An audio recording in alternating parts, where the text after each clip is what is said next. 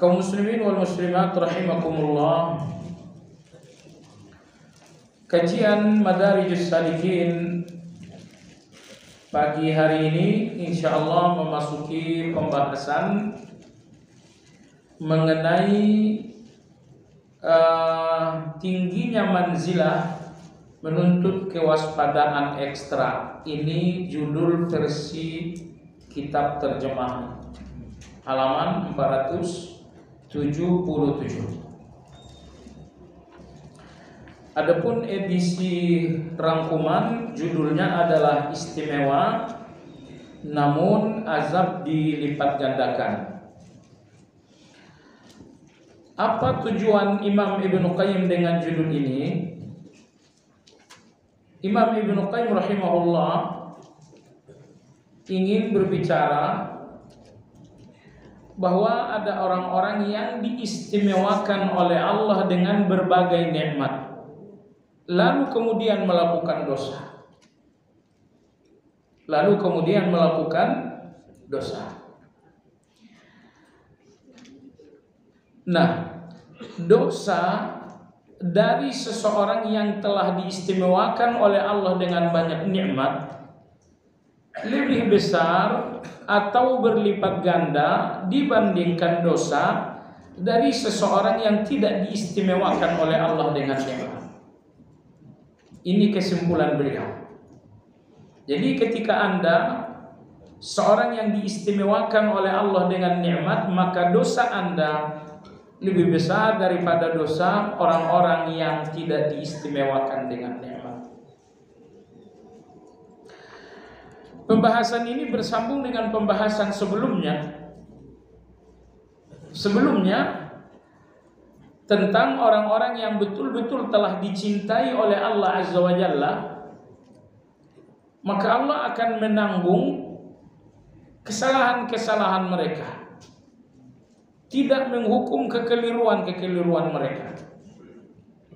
Misalnya Nabi Musa alaihi salam, betapa Allah sangat mencintai Nabi Musa alaihi salam. Pertama karena perjuangannya yang sangat berbahaya menyampaikan tauhid di depan Firaun.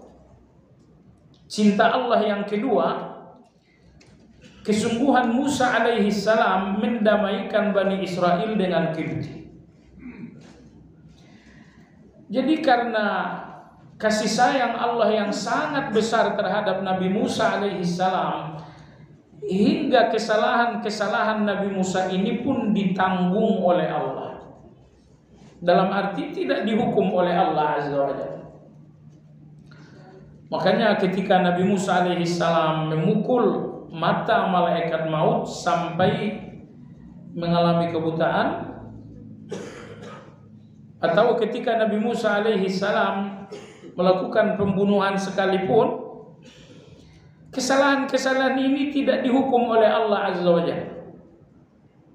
Karena kasih sayang Allah terhadap Nabi Musa sangat besar sehingga kesalahan-kesalahan itu ditanggung oleh Allah.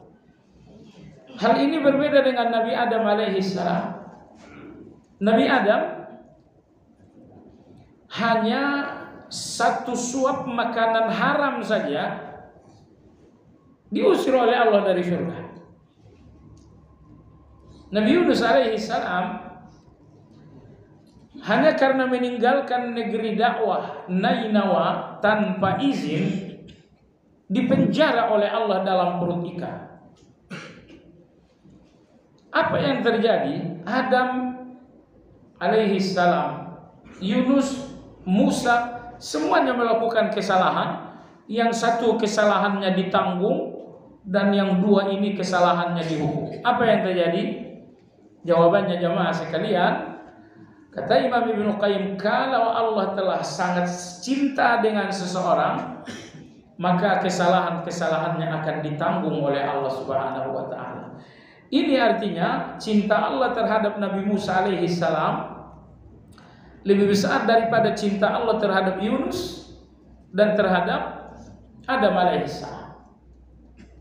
Kenapa? Karena perjuangan Nabi Musa adalah perjuangan yang sangat berbahaya. Baik. Sehubungan dengan itu muncullah bab yang hari ini kita pelajari insya Allah. Ada orang-orang yang diistimewakan oleh Allah dengan nikmat. Jadi bukan soal Allah sayang dan tidak sayang kepada mereka. Jadi persoalannya bukan cinta atau tidak cinta dengan mereka. Kalau tadi Nabi Musa, kesalahannya diampuni saja oleh Allah karena kasih sayang Allah lebih besar dari kekeliruan tersebut. Ini maaf untuk Nabi Musa hubungannya dengan kasih sayang.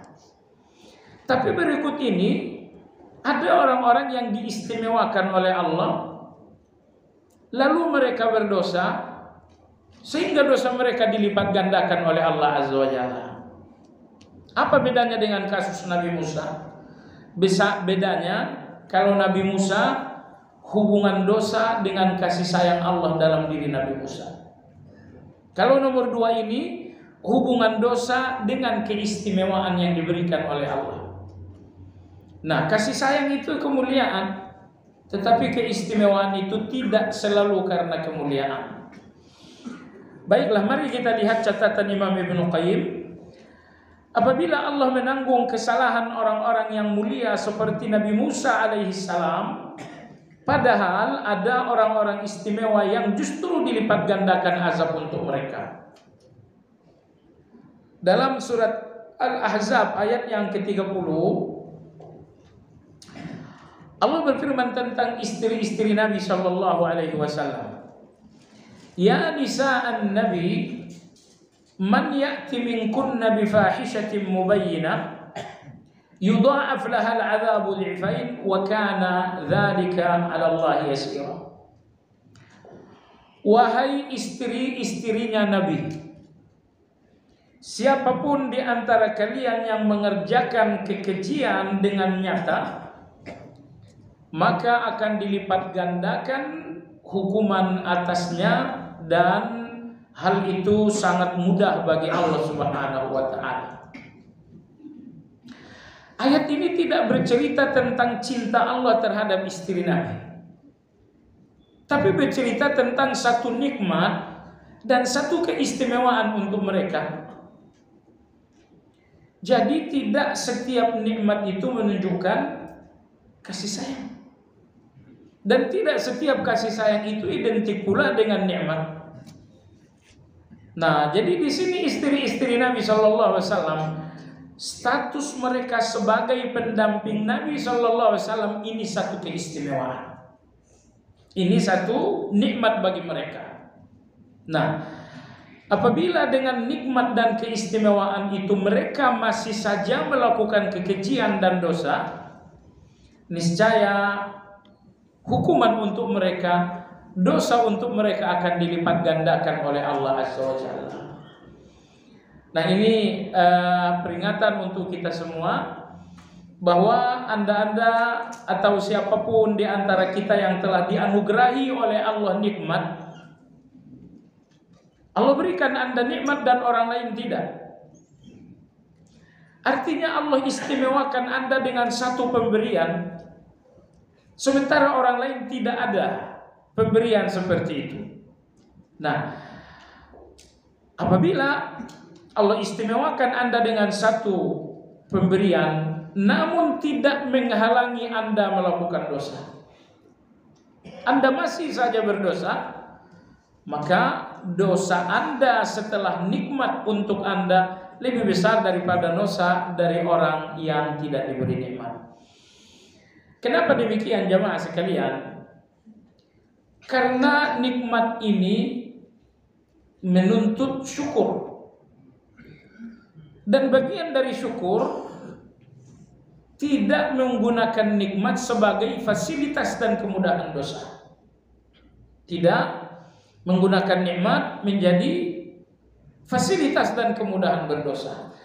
Nah, jadi kalau anda telah diberikan oleh Allah nikmat, dan sekiranya anda bersyukur, niscaya nikmat ini bersamaan dengan syukur akan menghalangi anda melakukan dosa. Tetapi ternyata nikmat gagal menjadi syukur, sehingga nikmat ini justru menjadi kemudahan berdosa.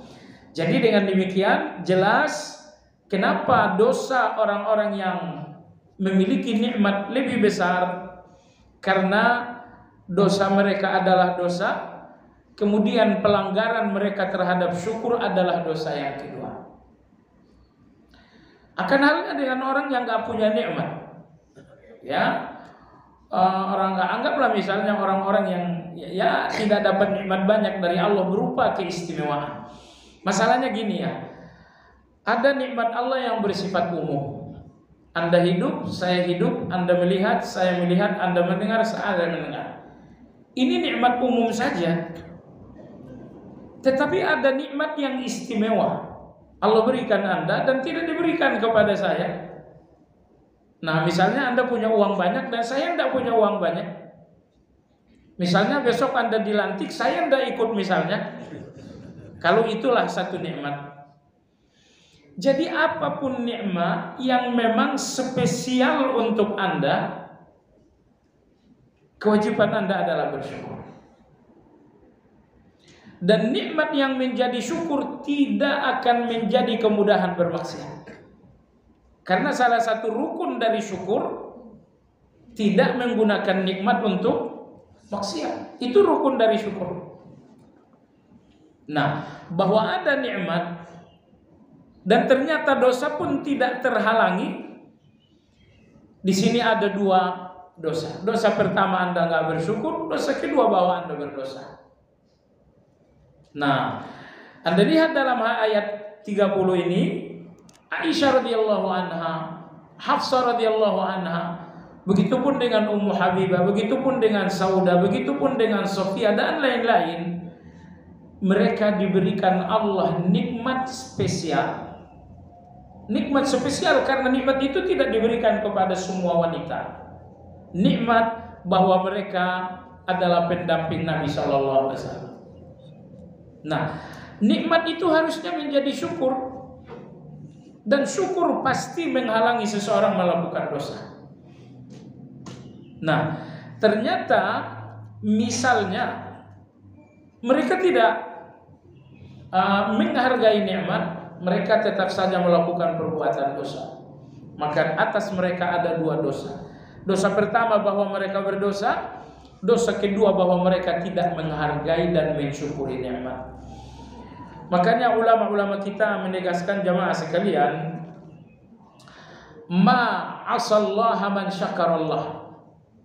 Tidaklah akan bermaksiat seseorang yang betul-betul bersyukur. Tidaklah akan bermaksiat seseorang yang betul-betul bersyukur. Jadi kalau misalnya kita masih jatuh kepada dosa, itu karena syukur yang sangat lemah. Karena pada akhirnya tidak ada satu dosa pun tanpa Anda menggunakan nikmat Allah. Ghibah saja Anda membutuhkan nikmat Allah yang bernama lidah. Anda membutuhkan nikmat Allah yang bernama teman Anda. Anda membutuhkan nikmat yang bernama waktu. Baik. Imam Ibnu Qayyim rahimahullah berkata, hal ini tidak bertentangan. Karena orang-orang yang telah diistimewakan dengan aneka nikmat, kemudian dipilih menjadi wali, maksudnya orang diberikan nikmat dan Allah berikan keimanan, maka hak Allah atas mereka lebih besar dibandingkan orang lain. Hak Allah atas mereka lebih besar karena nikmat untuk mereka lebih besar, sehingga tuntutan untuk mereka pun melebihi tuntutan atas selain mereka. Jadi Anda yang diistimewakan Allah dengan nikmat, makin banyak nikmat untuk Anda, semakin besar hak Allah dalam tanggung jawab Anda. Ini tolong dipahami baik-baik. Semakin menumpuk nikmat Allah untuk Anda, semakin besar pula hak Allah dalam tanggung jawab Anda. Tapi seseorang yang diminimalkan Allah nikmatnya tidak banyak-banyak, nikmatnya hanya sedikit, artinya hak Allah atasnya pun sangat sedikit juga. Nah, baik. Jadi hati-hati, ini satu peringatan penting. Di negara kita dan di negara-negara lain ada orang-orang yang mengaku bernasab kepada Nabi sallallahu alaihi wasallam. Percaya tidak percaya itu sama sekali bukan rukun iman. Jadi tidak perlu ikut ribut juga. Masalahnya apa? Kalau memang fulan ini betul bernasab kepada Nabi, artinya kalian dispesialkan Allah dalam satu nikmat. Orang lain tidak ada dapat nikmat tersebut. Begitu kalian dispesialkan Allah dengan nikmat nasab, itu berarti hak Allah atas kalian lebih besar daripada hak Allah terhadap mereka yang tidak diberikan nikmat tersebut. Sehingga dosa kalian lebih besar daripada dosa orang yang tidak memiliki nikmat tersebut. Dosa pertama kalian berdosa, dosa yang kedua kalian tidak bersyukur atas nikmat yang dispesialkan untuk kalian. Jadi antara nikmat dengan malapetaka sebetulnya. Kalau Anda menggunakan nasab itu sebagai jalan syukur, ini luar biasa sekali. Tapi kalau ternyata nasab ini tidak digunakan untuk syukur, ya tentu ini malapetakanya menjadi 2 kali lipat. Baik jemaah sekalian yang saya hormati. Poin berikutnya, seperti halnya perbedaan sanksi zina antara rajam bagi yang sudah menikah dan hukum cambuk bagi yang belum menikah. Rajam yang lebih berat berlaku bagi orang yang telah diberikan nikmat pernikahan. Anda tahu jamaah sekalian, pelaku zina itu ada dua kategori. Pertama, seseorang yang dalam status pernikahan lalu berzina. Nomor 2, seseorang yang masih bujangan lalu berzina. Anda lihat dosanya sama-sama berzina. Auzubillah minaz zina. Dosanya sama, dosa yang dilakukan sama, tapi nilai dosanya berbeda. Nilai dosa dari orang yang dalam status pernikahan lebih besar daripada nilai dosa dari seorang anak muda. Kenapa? Seseorang yang dalam status pernikahan telah diberikan oleh Allah nikmat istri, nikmat suami, nikmat pernikahan. Tapi walau nikmat ini telah diberikan, masih saja melakukan dosa. Sehingga dosanya 2 kali lipat. Dosa pertama adalah zina, dan dosa yang kedua tidak bersyukur atas nikmat pernikahan. Seorang bujangan yang berzina berdosa 1 kali, yaitu dosanya zina. Dan si bujangan ini tidak ada nikmat berupa pernikahan, sehingga dosanya menjadi 2 kali lipat. Nah, baik jamaah sekalian, mohon kaidah yang disebutkan Imam Ibnu Qayyim ini Anda betul-betul jadikan satu kesadaran. Anda jadikan sebagai nasihat. Semakin banyak nikmat yang dispesialkan Allah untuk Anda, itu artinya hak Allah atas Anda semakin besar pula. Dan semakin besar hak Allah untuk Anda, akan semakin besar nilai pahala Anda, dan semakin besar pula nilai dosa Anda. Semakin besar nilai pahala, betul, karena Anda bersyukur. Semakin besar dosa, karena Anda akan melanggar syukur kepada Allah Azza wa Jalla. Baik, berikutnya jemaah sekalian, kita memasuki poin yang baru di buku pada halaman 481 dengan subjudul macam-macam perkara yang ditaubati. Kalau dalam edisi rangkuman berjudul mengenal jenis dosa. Imam Ibnu Qayyim rahimahullah berkata, tidak dinamakan seseorang ahli taubat sebelum melepaskan segala dosa yang berjumlah 12 jenis. Jadi dalam Al-Quran ini dosa terdiri dari 12 jenis. Tapi boleh jadi satu jenisnya bercabang-cabang. Seperti Anda lihat nanti, dosa pertama adalah kekufuran. Baik, tapi kekufuran ini ada 5 cabangnya untuk kufur besar. Jadi intinya, larangan-larangan Allah dalam Al-Quran, dosa dalam Al-Quran berjumlah 12. Apa saja? Yang pertama adalah kufur. Yang kedua adalah syirik. Yang ketiga adalah nifak, kemunafikan. Yang keempat adalah fasik. Yang kelima adalah maksiat. Berikutnya adalah dosa besar atau kabair. Berikutnya lagi adalah dosa melampaui batas. Berdosa berikutnya adalah fahsya alias kekejian. Dosa berikutnya adalah kemungkaran. Berikutnya lagi adalah zalim. Berikutnya lagi adalah bicara tanpa ilmu. Dan yang terakhir adalah mengikuti jalan orang-orang yang tidak beriman. Ini jalannya orang yang beriman alias ijma. Tiba-tiba Anda menyimpang dari ijma itu. Kecuali dalam khilafiyah Anda beda dengan saya, silakan. Tapi dalam satu hukum yang ijma, oh ini berarti jalannya orang beriman. Dan Anda ngambil jalan yang berbeda, oh itu dosa besar.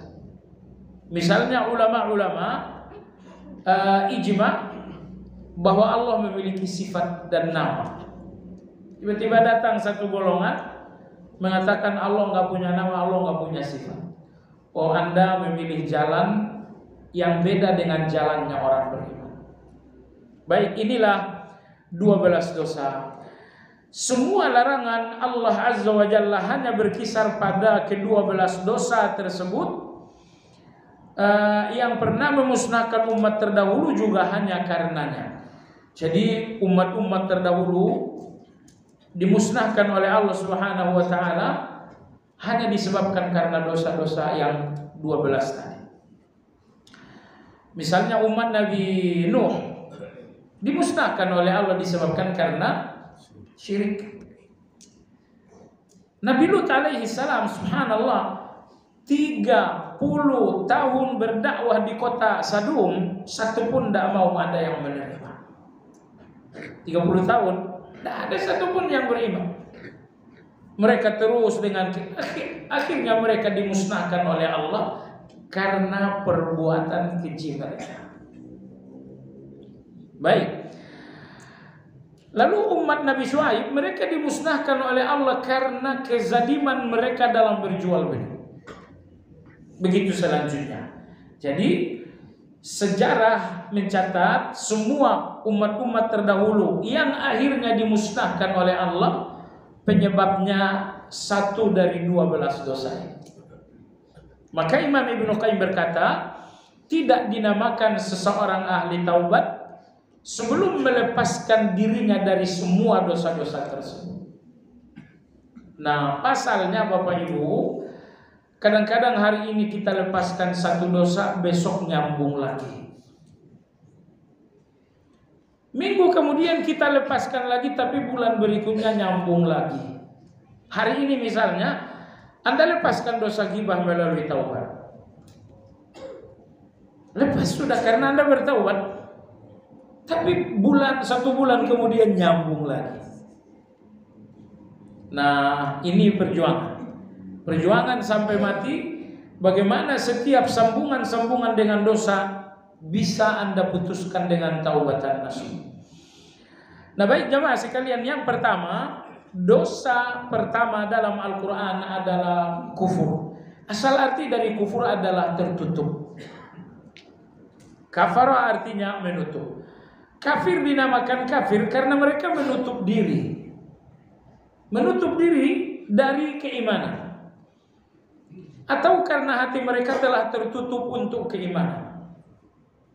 Nah, jadi kalau hati ini sudah tertutup, seperti yang Allah firmankan, khatamallahu ala qulubihim.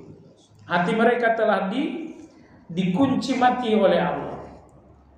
Jadi karena hati telah dikunci mati, hati itu tertutup, dinamakanlah mereka dengan kufur, yang artinya tertutup, alias hati mereka telah tertutup, tidak bisa lagi dimasuki keimanan. Imam Ibnu Qayyim berkata ada 2 jenis kekufuran dalam Islam. Nah, jemaah sekalian, inilah ilmunya. Kalau bicara global, semua orang juga bisa. Tapi kalau bicara lebih detail dan lebih rinci, ini memang butuh ilmu. Makanya orang-orang yang anggaplah ustadz yang kurang belajar gitu, nggak pernah belajar, tiba-tiba nongol jadi ustadz, menang dalam satu audisi tiba-tiba jadi ustadz. Sepanjang mereka berbicara global, mereka akan selamat. Karena bicara global itu gampang. Tapi ketika harus merinci satu persoalan ilmiah, gugurlah, tergelincirlah orang-orang yang betul-betul tidak berilmu. Baik, Anda lihat di sini bagaimana Imam Ibnu Qayyim rahimahullah mengajak kita untuk menelusuri rincian tentang kekufuran. Beliau berkata ada dua jenis kekufuran. Pertama adalah kufur besar atau kufur akbar. Kufur akbar ini mengeluarkan dari Islam dan mengabadikan di neraka. Kufur akbar ini mengeluarkan seseorang dari Islam. Lalu kufur akbar ini mengabadikan seseorang di dalam neraka. Nomor dua adalah kufur kecil atau kufur asghar. Nah, kufur asghar ini walaupun namanya kufur kecil, tapi tetap saja dosa besar. Karena dia telah dinamai dengan kufur, maka dia adalah dosa besar. Walaupun dinamakan asghar alias kecil. Artinya ada beberapa dosa-dosa yang oleh Nabi digelari dengan kafir, tapi ternyata kafir tersebut tidak dalam keyakinan, tapi hanya dalam perbuatan. Mari kita lihat contoh. Seperti yang beliau sallallahu alaihi wasallam sabdakan dalam riwayat Imam Muslim. Kata Nabi, dua kekufuran di tengah umat. Pertama mencela nasab dan yang kedua meratapi kematian. Mencela nasab artinya Anda mencela ras dan suku orang lain. Oh, dasar kalian orang-orang seberang. Oh, dasar kalian orang-orang dari timur. Dan ini sangat indah sekali ajaran Islam yang satu ini. Artinya kalau Anda nggak suka dengan seseorang, cela orangnya, jangan nasabnya. Kalau nasab dan suku yang Anda cela, Anda mencela ribuan jutaan orang bahkan. Anda menyakiti jutaan orang. Tapi kalau Anda mencela seseorang, menyebutkan nama, Anda hanya mencederai satu orang. Makanya kata Nabi Shallallahu Alaihi Wasallam, mencela satu suku, mencela suku, artinya Anda menyakiti banyak orang. Ini kata Nabi adalah kufur. Pertanyaan jamaah sekalian, mencela nasab seseorang ini perilaku ataukah ini keyakinan? Ini perilaku saja. Ini perilaku saja. Makanya ini dinamakan oleh Nabi kafir, tapi kafir kecil. Kenapa kafir kecil? Karena dia tidak bersifat keyakinan, melainkan hanya sekedar perilaku saja. Lalu kufur yang kedua kata Nabi adalah meratapi kematian. Meratapi kematian dengan ucapan atau dengan perilaku. Meratapi kematian dengan ucapan, misalnya berteriak-teriak, misalnya histeris, misalnya mengeluarkan kata-kata tidak ridho. Ini padahal sudah berobat selama 2 bulan, ujungnya mati juga. Saya pernah dengar orang seperti itu. Ini padahal kita udah ngutang, udah berobat di sini, mati juga, kata, sambil nangis-nangis. Nah, ini namanya meratapi dengan ucapan, dengan tangisan. Tangisan dinamakan ratapan kalau sampai Anda histeris dan berteriak. Adapun tangisan sekedar meneteskan air mata, itu fitrahnya kita, dan itu nggak tercela. Nah, nanti dalam pembahasan tentang ridho, Imam Ibnu Qayyim dalam kitab Madarijus Salikin ini mengajak kita membandingkan antara dua sosok. Sosok yang pertama Fudail bin Iyad, ketika anak beliau wafat, Beliau tersenyum. Beliau tersenyum. Sambil tersenyum beliau mengatakan, aku ridho dengan apapun keputusan Allah. Ini sosok pertama. Sosok yang kedua, Rasulullah ketika ditinggal mati putra beliau Ibrahim, beliau menangis. Lalu beliau berkata, innal aina la tadma wa innal qalba la yahzan wa inna li firakika ya Ibrahim la mahzunun wa la naqulu 'ala Allah illa ma yuhibbu wa yarda. Kata Nabi sallallahu alaihi wasallam, air mata ini menetes, hati ini pun bersedih, dan kami benar-benar gelisah atas kepergianmu wahai Ibrahim. Namun lidah ini tidak akan berucap kecuali kata-kata yang betul-betul diridhoi oleh Allah. Tidak berucap kecuali kata yang diridhoi oleh Allah. Dari dua sosok ini menurut Anda mana yang lebih sempurna? Fudail bin Iyadkah yang mengapresiasi ridho hati dengan senyum atas kematian anaknya? Ya, ini anaknya meninggal. Untuk mengapresiasi musibah itu dengan ridho, akhirnya dia senyum. Ini satu. Yang kedua, Nabi kita bersedih dengan kematian putranya. Beliau menangis, tapi beliau mengatakan, dari lisan ini tidak akan keluar kecuali kata yang diridhoi oleh Allah. Apa kata yang diridhoi oleh Allah? Inna lillah wa inna ilaihi raji'un. Lanjut lagi, Allahumma ajurni fi musibati wa akhlif li khairan minha. Itu kata yang diridhoi oleh Allah. Anda bandingkan di sini mana yang lebih tinggi? Tentu saja Rasulullah sallallahu alaihi wasallam lebih tinggi. Di mana lebih tingginya? Pertama, Rasulullah sallallahu alaihi wasallam ridho, dan Fudail bin Iyad juga ridho. Nah, dalam hal ridho keduanya sama-sama ridho. Tapi Fudail bin Iyad mengapresiasi, menampakkan ridho itu dengan senyum, dan di sini Nabi menampakkan ridho itu dengan ucapan. Intinya dua-duanya sama-sama. Cuman ridhonya Fudail bin Iyad dengan senyum, ridhonya Nabi sallallahu alaihi wasallam dengan zikir. Mana yang lebih tinggi? Baik, ridhonya Nabi dengan zikir lebih tinggi daripada ridhonya Fudail dengan senyum. Baik, sama-sama ridho tapi ridhonya lebih tinggi. Hal kedua, Nabi lebih tinggi daripada Fudail, bahwa Nabi menangis. Beliau ketika ditanya, Rasulullah engkau menangis, beliau mengatakan, air mata ini adalah kasih sayang yang Allah letakkan dalam hati orang-orang yang beriman. Jadi setiap orang yang memiliki kasih sayang pasti akan menangis atas satu perpisahan. Anda kasih sayang kepada anak, Anda akan menangis karena kepergian seorang anak. Yang artinya Nabi kita menghimpun dua kebaikan. Kebaikan yang pertama, air mata kasih sayang. Yang kedua, keridhaan dengan bentuk zikir. Sementara Fudail bin Iyad, beliau tidak ada air mata kasih sayang, padahal itu nilai. Dan beliau hanya ada ridho, itu pun bukan ridho yang lebih tinggi dari ridhonya Nabi sallallahu alaihi wasallam. Baik jamaah sekalian, lalu meratapi kematian. Jadi sekali lagi, kalau Anda sekedar menangis, meneteskan air mata, itu adalah bahasa kasih sayang. Itu fitrah dan kodrat Anda. Air mata yang menetes dari kasih sayang ini poin bagi Anda.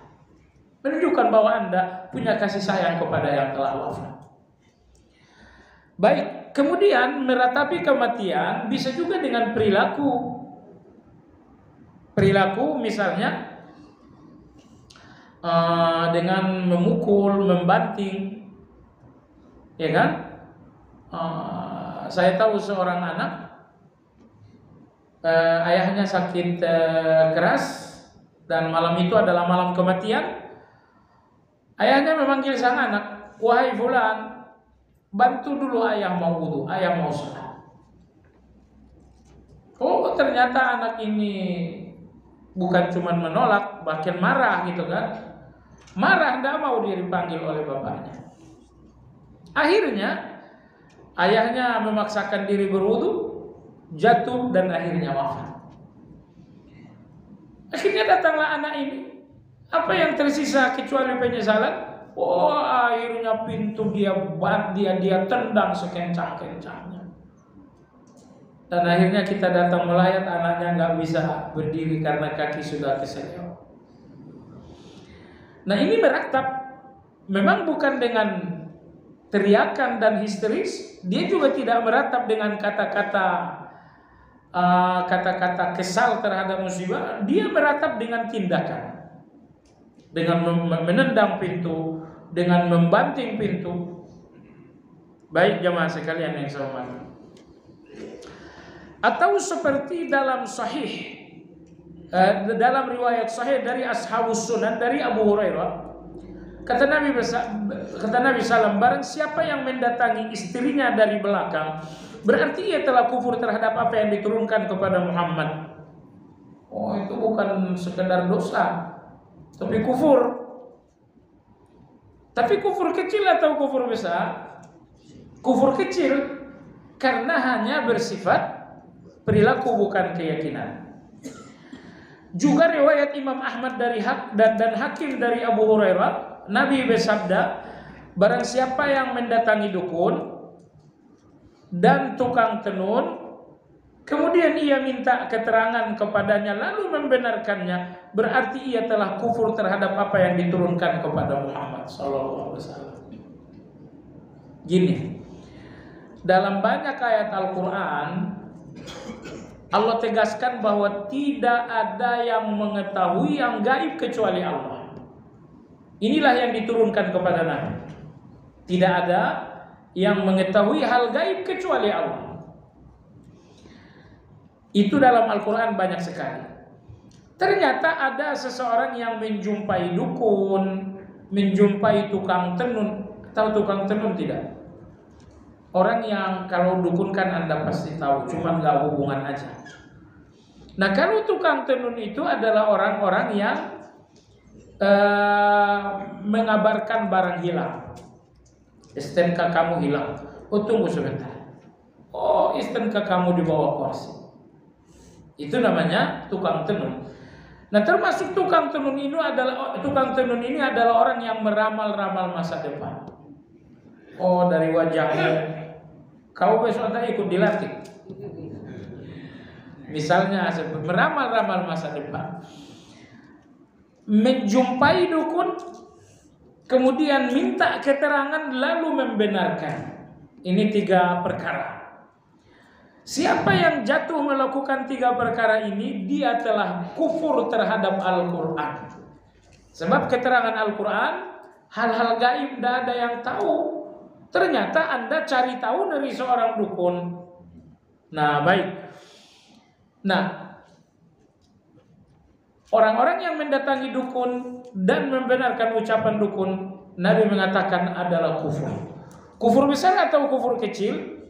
Jawabannya adalah kufur kecil. Baiklah jemaah sekalian yang saya hormati, kufur kecil itu pula yang difahami Ibnu Abbas dari ayat berikut. Wa man lam yahkum bima anzalallah fa ulaika humul kafirun. Barang siapa yang tidak memutuskan perkara dengan apa yang diturunkan Allah, maka mereka itu telah kafir. Ini ayat ini fahami baik-baik, karena ayat ini senjatanya orang-orang ekstrim di negara kita ataupun di negara-negara lain untuk mengkafirkan kaum muslim. Kata mereka, negara yang tidak menggunakan hukum Islam negara kafir. Presiden yang enggak menjalankan hukum Islam presiden kafir. Mana dalilnya? Dalilnya ayat ini. Tapi karena orang ekstrim ini sangat bernafsu mengkafirkan, mereka lupa ayat berikutnya dan berikutnya lagi. Ayat ini adalah ayat 44 surat Al-Maidah. Mestinya lihat ayat 45, yang terakhir ayat 47. Ayat 45 mengatakan yang enggak berhukum dengan Al-Quran kafir. Baik. Ayat 45 yang enggak berhukum dengan Al-Quran zalim. Baik, ayat 47 yang nggak berhukum dengan Al-Quran fasik. Jadi ada 3 tingkatan sebetulnya. Tapi karena mereka sangat bernafsu mengkafirkan, akhirnya yang digunakan cuma ayat 44 saja. Karena ayat-ayat ini memang memuaskan keinginan mereka untuk mengkafirkan kaum muslimin. Kalau ayat yang ke-45 itu tidak bisa menjadi pintu mereka mengkafirkan kaum muslimin. Karena di situ dikatakan yang nggak berhukum dengan wahyu adalah zalim. Ayat 47 itu pun tidak bisa mereka pegangi. Kenapa? Karena itu mengatakan orang yang nggak berhukum dengan wahyu adalah fasik. Jadi zalim dan fasik, tidak bisa ini dipegang karena maksud kita, tujuan kita mengkafirkan kaum muslim. Maka yang digunakan adalah ayat 44. Ini kecerobohan mereka. Jadi sebetulnya orang-orang sesat itu Anda hanya perlu amati dalilnya. Dalil itu pasti menunjukkan kesesatan mereka juga. Nomor 2, ini kecerobohan lagi. Seandainya ayat ini, karena ayat ini panjang sekali jamaah sekalian, dari ayat 41 sampai ayat 47 ini diturunkan semuanya bersamaan. Yang artinya ayat 44, 45, 47 ini diturunkan oleh Allah terhubung dengan satu konteks yang sama. Baik, apa konteksnya? Imam Ahmad rahimahullah ta'ala meriwayatkan orang-orang Yahudi sebelum Nabi kita hijrah ke kota Madinah, jauh sebelum beliau hijrah ke kota Madinah, yang undang-undang yang berlaku di masyarakat Yahudi, kalau Yahudi kasta rendah membunuh Yahudi kasta tinggi, artinya korbannya adalah Yahudi kasta tinggi, maka denda yang dibayarkan adalah 50 wasak gandum. Ya anggap saja 50 ton, nggak nyampe sih. 100 wasak gandum. 100 wasak itu dendanya. Kalau yang korban adalah Yahudi kasta tinggi. Tapi kalau terjadi peperangan, pembunuhan dan korbannya adalah Yahudi kelas rendah, dendanya hanya 50 wasak gandum. Wasak ini tidak ada hitung-hitungan Indonesia. Ya, Anda tahu saja 50 wasak saja. Jadi kalau yang korban darah biru, itu bayarannya 100 wasak. Tapi kalau yang korban darah merah, itu cuma 50 wasak. Undang-undang ini berlaku di tengah masyarakat Yahudi yang tinggal di Madinah berpuluh-puluh tahun, atau mungkin ratus tahun juga mungkin. Akhirnya Nabi Shallallahu Alaihi Wasallam hijrah ke kota Madinah.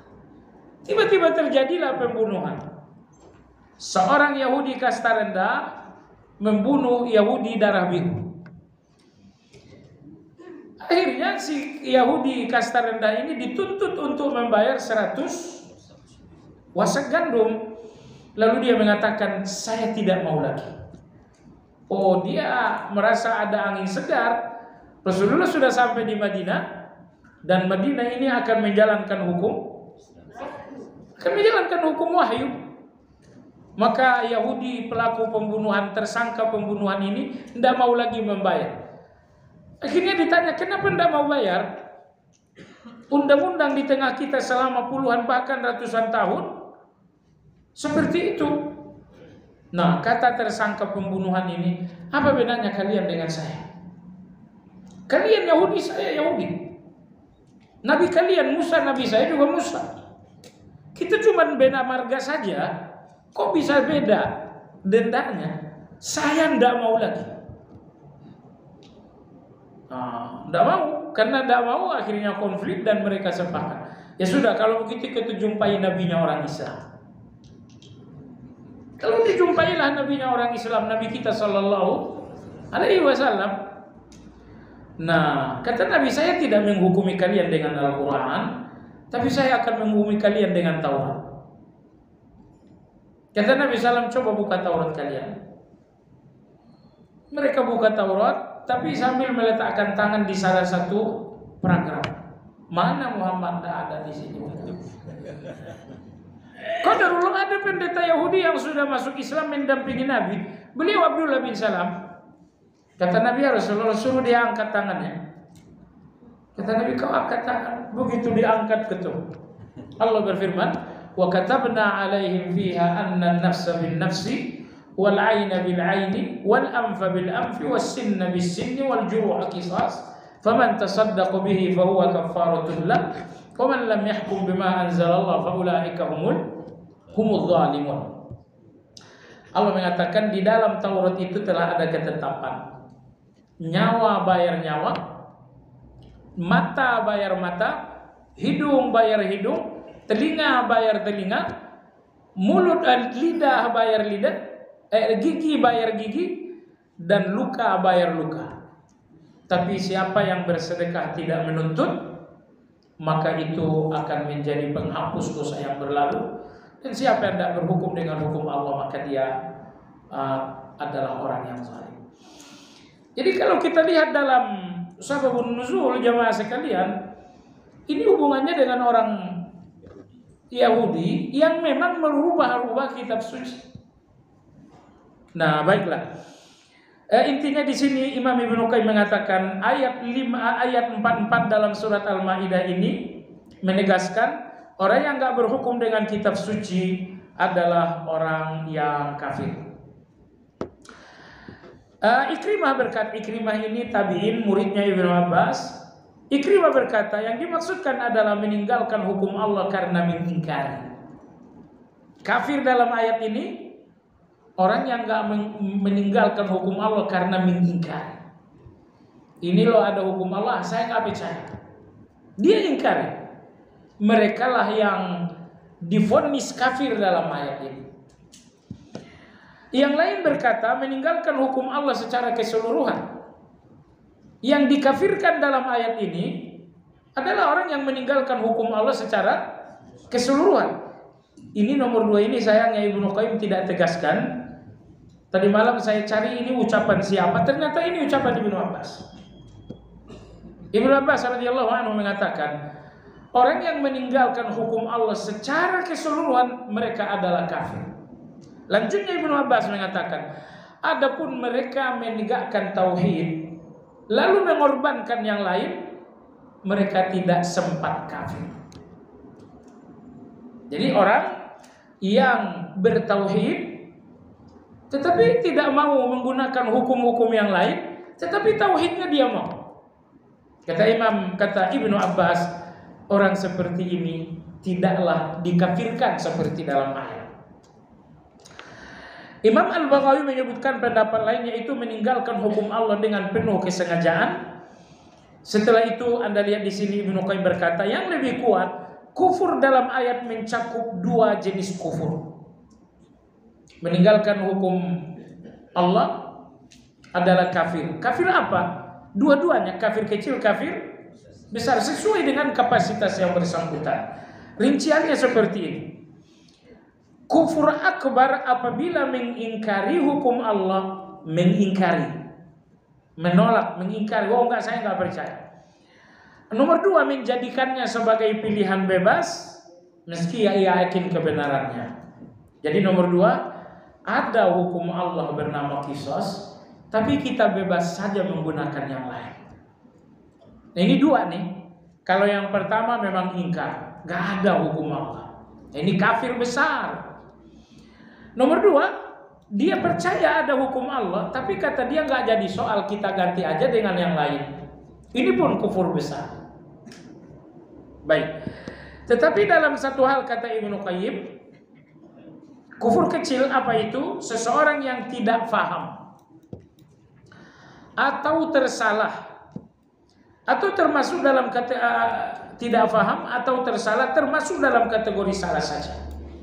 Kalau ada seseorang tidak menegakkan hukum Islam karena nggak paham atau karena pemahamannya salah, dia menegakkan tapi dengan pemahaman yang salah, orang seperti ini tidak dinamakan kafir besar, kafir kecil, tapi hanya dinamakan orang yang salah.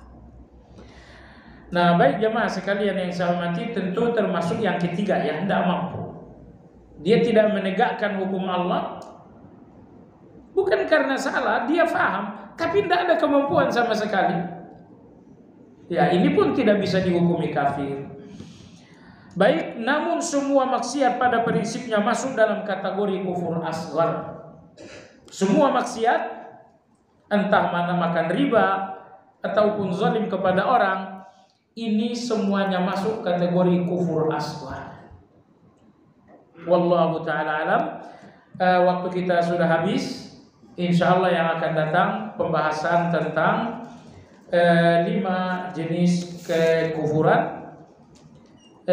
Jemaah sekalian yang saya hormati,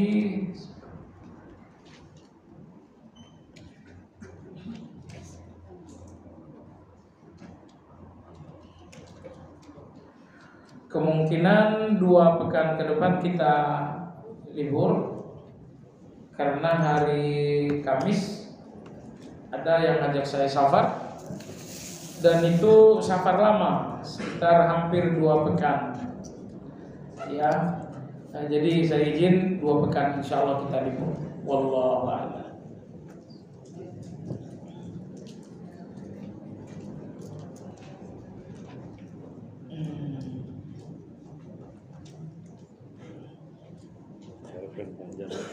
Oh, Masya Allah.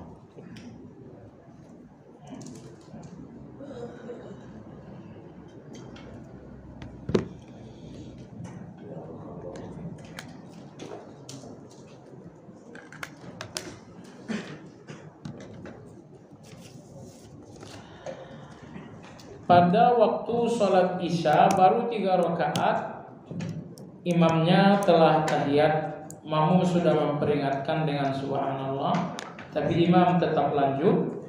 Baru setelah salam imam berkata kita tambah 1 rakaat. Apakah itu betul? Memang harus. Kan nggak ada sholat isya 3 rakaat. Tidak ada sholat isya 3 rakaat. Ya. Jadi prinsipnya kalau imam ini diingatkan subhanallah dan dia sudah sempurna berdiri, dia memang nggak boleh turun. Dia nggak boleh turun. Dan makmum harus ikut berdiri. Gitu ya. Ini berapa rakaat tadi? 3. Saya ulangi. Makmum baru 3 rakaat imamnya telah tahiyat. Makmum sudah 3 rakaat imam salam, maksudnya 3 rakaat tahiyat bahkan sampai salam. Nah, makmum yang ngingatin gimana tuh makmum? Lanjut atau ikut? Ikut, ya udah. Kalau begitu mereka semua wajib berdiri, langsung lipat tangan, nggak boleh pakai takbiratul ihram. Tidak boleh takbiratul ihram. Karena takbiratul ihram itu mengawali salat, dan ini melanjutkan salat, bukan mengawali. Mereka langsung berdiri semuanya, langsung lipat tangan tanpa takbiratul ihram. Dalilnya adalah peristiwa seperti ini persis terjadi di zaman Nabi kita sholat asar. 3 rakaat Nabi kita salam. Bahkan Nabi kita keluar masjid, beliau berbaring. Nabi kita rebahan.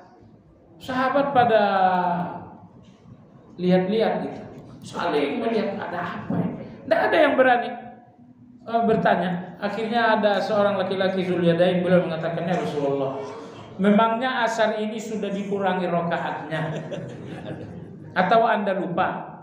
Kata Nabi, tidak dikurangi. Rasa-rasanya saya juga nggak lupa. Kata Zulyadain, Anda udah lupa ya Rasulullah, baru 3 rakaat Anda salah. Kata Nabi, Abu Bakar benar gak? Kata Abu Bakar betul. Umar benar gak? Kata Umar betul. Nabi langsung berdiri, lipat tangan tanpa takbir. Jadi jangan berdiri Allahu Akbar, salah itu. Itu salah. Baik, imam tadi benar, Cuman proses selanjutnya harusnya langsung lipat tangan. Oh, tapi kan ini sudah ada pembicaraan, enggak jadi sholat. Pembicaraan tersebut pembicaraan memperbaiki sholat, bukan pembicaraan di luar sholat. Makmum bilang, kenapa salam mam? Ini baru 3 rakaat. Imam bilang, ya sudah kita tambah 1 rakaat lagi. Ini pembicaraan dua belah pihak untuk memperbaiki sholat. Jadi tidak masalah. Lalu setelah itu nanti baru melakukan sujud sahwi. Sesudah salam, sebelum salam khilafiyah, terserah aja. Karena lupa istri telat salat zuhurnya menjelang waktu asar. Pada saat dia sedang salat zuhur itu di rakaat ketiga atau 4 berkumandang azan asar, apakah diselesaikan salat zuhurnya? Iya. Jumhurul ulama, kalau seseorang mendapatkan takbiratul ihram dalam waktu, salatnya dinamakan adaan, bukan qadaan. Jumhurul ulama Malik, Abu Hanifah, Syafi'i. Tapi Imam Ahmad mengatakan seseorang dinamakan mendapatkan waktu kalau 1 rakaat di dalam waktu. Imam Ahmad ini lebih ketat. Adapun jumhur tidak mesti 1 rakaat. Yang penting takbirnya Anda masih di dalam waktu, sudah. Anda dinamakan salat adaan. Adaan artinya tepat waktu. Berdosa tidak perempuan tersebut? Tadi pertanyaannya lupa. Kalau lupa tidak berdosa. Mohon penjelasan cara salat qabla zuhur yang 4 rakaat. Alhamdulillah bebas sekali ya. 4 rakaat langsung boleh, 2 rakaat boleh, atau seperti sholat zuhur pun boleh. Tapi dari 3 cara yang boleh, mana yang lebih baik? Yang lebih baik adalah 2 atau langsung 4 rakaat.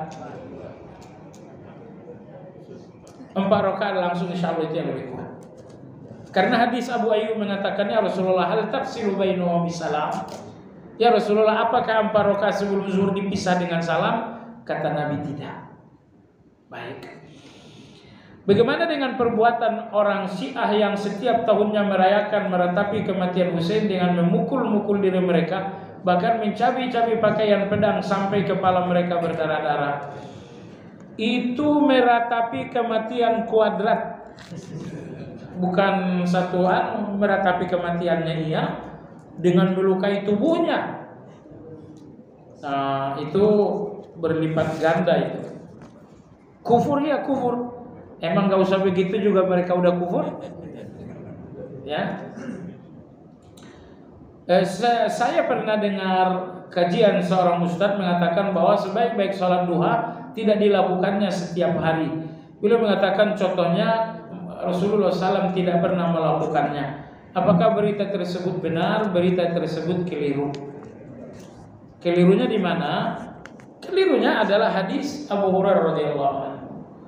Kata Abu Hurairah, Rasulullah mewasiatkan aku, pertama, witir sebelum tidur. Wasiat yang kedua, 2 rakaat duha. Nabi wasiatkan 2 rakaat duha. Nah, salat duha ini hubungannya dengan waktu. Jadi kapan ada waktu, ada salat duha. Itu pendapat yang lebih kuat. Itu pendapat jumhurul ulama. Yang tadi disebutkan itu adalah pendapat dalam mazhab Imam Ahmad, bahwa kata mereka Rasulullah tidak duha setiap hari. Nah, kata setiap hari ini adalah mazhab, bukan dalil. Nabi duha iya, tidak setiap hari. Nah, tidak setiap hari ini adalah mazhab. Nah, yang betul dianjurkan duha setiap hari. Nah, kalau Abu Hurairah tadi diwasiatkan Nabi duha 2 rakaat witir sebelum, berarti Abu Hurairah tidak salat tahajud. Iya, Abu Hurairah tidak salat tahajud. Kenapa? Karena Abu Hurairah menghafal hadis sampai tengah malam. Maka Nabi memberikan dispensasi witir sebelum tidur saja. Ini menunjukkan dibenarkan atau sesuai sunnah mengurangi salat sunnah untuk memberikan waktu yang lebih besar menuntut ilmu. Saya ulangi, di antara sunnah Nabi, beliau ajarkan kepada Abu Hurairah mengurangi salat sunnah untuk memberikan waktu yang lebih besar kepada ilmu. Bukan tidak salat sunnah, mengurangi saja. Maka Abu Hurairah tidak salat duha betul. Oleh sebab itu Imam Syafi'i rahimahullah, ketika beliau berkunjung ke rumah Imam Ahmad, putrinya Imam Ahmad heran. Beliau mengatakan, wahai ayahku, tolong tanyakan kepada imam dunia itu. Saya bertanya 3 hal. Pertama, semalam habis sholat isya makannya kok lahap sekali. Entah berapa kali nambuk. Cia lagi gitu kan. Nomor 2, semalam saya intip-intip beliau nggak salat tahajud. Nomor 3, pertanyaan ketiga, begitu subuh langsung sholat subuh nggak pakai wudhu. Akhirnya Imam Ahmad bertanya, wahai guruku Imam Syafi'i, semalam Anda makan kenapa lahap sekali? Nambahnya entah berapa kali nambah. Kata Imam Syafi'i, makan kenyang sesekali hukumnya sesuai sunnah. Sesekali, bukan tiap hari. Mana dalilnya? Kata Nabi, dalilnya adalah riwayat Bukhari Muslim. Suatu hari Abu Hurairah kelaparan, maka dia duduk di pintu masjid. Beliau ucapkan salam kepada Abu Bakar. Salam kirim pesan, saya sedang lapar. Ternyata Abu Bakar nggak ngerti. Lalu beliau salam kirim pesan kepada Umar nggak ngerti. Akhirnya Rasulullah datang, Abu Hurairah, assalamualaikum ya Rasulullah. Kata Nabi, waalaikumsalam. Abu Hurairah ikut saya. Akhirnya Nabi pergi ke tengah orang-orang Sufa dan ada yang mengantarkan susu. Oh, kata Abu Hurairah, luar biasa. Lapar-laparnya luar biasa, ada susu segar. Orang-orang Sufa ini jumlahnya ratusan. Duduklah Rasulullah, duduk Abu Hurairah. Nabi mengatakan ini dituangkan Nabi. Abu Hurairah kasih yang lain. Kasih yang lain. Tidak dapat giliran Abu Hurairah. Kesal juga Abu Hurairah, saya yang lapar tapi mereka yang kenyang. Setelah semua ahlu Sufa kenyang, kata Nabi, Abu Hurairah, giliran kamu dan saya sekarang. Sekarang ini kamu minum. Beliau minum. Ditambah lagi Nabi, kata Nabi minum lagi. Ditambah lagi oleh Nabi, kata Nabi minum lagi. Udah berapa nambah itu? Bukan nambah cia itu. Udah nambah 3 itu. Akhirnya Nabi tuangkan lagi yang keempat. Akhirnya Abu Hurairah angkat tangan. La ajidu lidzalika masaghan. Ya Rasulullah, udah gak ada tempatnya. Ini dalil bahwa sesekali makan sampai kenyang hukumnya sesuai dengan sunnah. Ini 3 kali nambah Abu Hurairah sampai Abu Hurairah angkat tangan. Gak ada tempatnya lagi. Baik. Ini pertama. Yang kedua, kata Imam Syafi'i, semalam saya nggak salat malam, benar. Karena mengurangi salat malam untuk memberikan waktu yang lebih besar kepada ilmu sesuai dengan sunnah juga. Dalilnya adalah hadis Abu Hurairah juga. Lalu Imam Syafi'i mengatakan, tadi malam begitu saya rebahan, saya ingat dialog Nabi dengan adiknya Anas bin Malik. Adiknya Anas bin Malik biasa main burung. Tiba-tiba Nabi tidak lihat lagi anak ini main-main burung. Nabi bertanya, wahai Abu Umair, burung kamu di mana kok saya tidak lihat? Kata dia, Rasulullah udah mati. Ini dialognya Nabi kepada anak kecil. Coba dengar. Ya Abu Umair, ma'alan duhai. Wahai Abu Umair, mana burungmu? Itu saja Imam Syafi'i mengatakan, ternyata dari candanya Nabi dengan anak kecil ini saya dapatkan 1000 hukum semalam. Bukan 100 ya, berapa? 1000 hukum. Itu yang bikin beliau tidak tidur sampai pagi rupanya. Nah, jadi tidak salat malam untuk menemukan hukum. Lalu yang terakhir, kenapa tidak berwudu lalu salat subuh secara langsung? Kata Imam Syafi'i, saya memang tidak batal wudu. dari Isya saya tidak batal wudhu, maka saya pun tidak tidur. Makanya wudhu Isya itulah saya pakai untuk sholat subuh. Seorang penegak hukum hanya akan mengadili seorang yang berbuat kerusakan di suatu negara, tidak menghukum semua masyarakat yang memang tidak berbuat kerusakan. Lantas di mana hikmahnya? Manakah seorang yang berbuat maksiat di suatu masyarakat Allah akan menimpakan azab ke semuanya tanpa kecuali? Padahal mungkin ada juga yang di situ yang mengingkari kemaksiatan yang dilakukan sebagaimana. Ya, ini jawabannya ada dalam hadis Aisyah radhiyallahu anha. Kata Nabi sallallahu alaihi wasallam, nanti akan ada satu pasar yang kemudian ditenggelamkan oleh Allah. Aisyah radhiyallahu anha berkata, ya Rasulullah, di sana ada orang baik dan ada orang yang buruk. Kalau orang buruknya ditenggelamkan, terperosok gitu kan, dihancurkan, oke. Tapi di dalam juga ada orang baik, kenapa ikut menderita juga? Kata Nabi SAW, nanti mereka akan dibangkitkan sesuai dengan niat masing-masing. Mereka mendapatkan malapetaka yang sama, tapi nanti pada saat berbangkit akan berbeda. Nah, ini artinya kalau satu masyarakat Anda sudah lihat tanda-tanda azab, harusnya Anda berusaha untuk menghindar, berhijrah. Nah, kalau tidak berhijrah juga dan Anda sudah nahi mungkar, azab datang Anda akan kena, pasti Anda akan kena. Tapi perbedaannya nanti pada saat dibangkitkan Anda akan berbeda.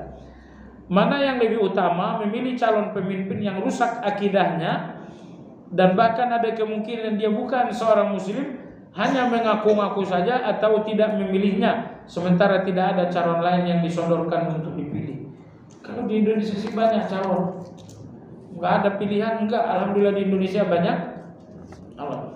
Jadi ini nyatanya tidak ada.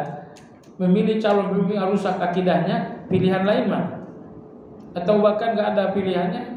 Nggak ada pilihannya. Memilih pemimpin yang rusak akidahnya. Pada intinya jemaah sekalian yang saya hormati, adanya pemimpin betapapun ia bejat atau rusak akidahnya masih lebih baik. Anda tahu yang menjadi pemimpin di zaman Imam Ahmad? Al-Ma'mun. Al-Ma'mun bukan ahli sunnah. Walaupun dia ada garis nasab dengan Nabi SAW, karena beliau adalah keturunan Abbas, tapi Khalifah Al-Ma'mun adalah seorang Mu'tazilah. Tapi walau beliau seorang Mu'tazilah, beliau diangkat menjadi pemimpin. Di tanah suci ada tempat tertentu yang konon doa seorang hamba akan lebih mudah dikabulkan dibanding jika di tempat lain. Apakah itu nyata atau mitos? Itu nyata.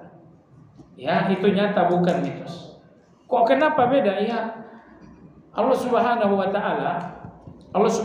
taala ingin setiap ibadah termasuk doa kesungguhan kita. Nah, agar ada kesungguhan maka Allah membatasi. Allah membatasi waktu, Allah membatasi tempat. Semakin Allah batasi, semakin ada kesungguhan. Bayangkan kalau doa mustajab itu 24 jam, nggak ada kesungguhan. Tapi Allah batasi waktunya sepertiga terakhir malam, sehingga muncul orang-orang yang sungguh-sungguh. Begitu juga dengan multazam Ka'bah. Berdoa di multazam dikabulkan oleh Allah. Kok di Masjid Baitul Hikmah enggak? Agar ada kesungguhan ekstra. Nah, maka dibatasi tempat, dibatasi waktu. Jika itu bukan mitos, lantas mengapa banyak juga orang berdoa di tempat itu namun mungkin tidak dikabulkan? Gak ada yang gak dikabulkan. Pasti dikabulkan, gak ada yang enggak. Kecuali dua doa yang gak dikabulkan. Doa yang mengandung dosa, atau doa yang mengandung putus silaturahmi. Selain dua doa ini semuanya dikabulkan oleh Allah Azza wa Jalla. Ada yang dikabulkan di dunia, ada yang dikabulkan segera, ada yang ditunda beberapa tahun ke depan. Tapi apakah ada yang ditolak? Enggak ada. Apa bedanya berdoa di tempat itu dan berdoa di tempat lain jika Allah sendiri sudah menjanjikan berdoa di mana saja asal bukan untuk maksiat? Bedanya doa di sana lebih menunjukkan kesungguhan daripada di mana saja. Namanya aja di mana saja, itu enggak ada kesungguhan. Kapan saja itu enggak ada kesungguhan. Tapi Anda doa tengah malam, Di situ ada kesungguhan. Anda memang sengaja mengeluarkan uang untuk doa di multazam, di situ ada kesungguhan. Kesungguhan itulah yang menjadi perbedaan. Wallahu taala alam. Subhanakallahumma wa bihamdika asyhadu an la ilaha illa anta astaghfiruka wa atubu ilaik. Alhamdulillahirabbil alamin. Assalamualaikum warahmatullahi wabarakatuh.